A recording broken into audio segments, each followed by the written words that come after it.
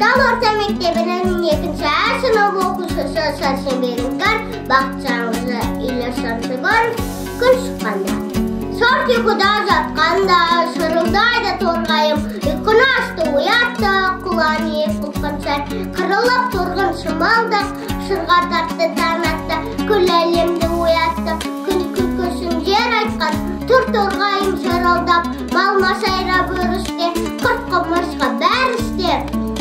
Тұр көкесім күн шықтан, малда аған, әкен егінде, тәтен кергіз керуде, ерді апаны шоқтан, қалыпсан жоқта қарағым, қаладау сені сабағым, жуан жүгір мектепке, ашасын көзді сабақта, аласын білім кітаптан, боласын адам мектепте.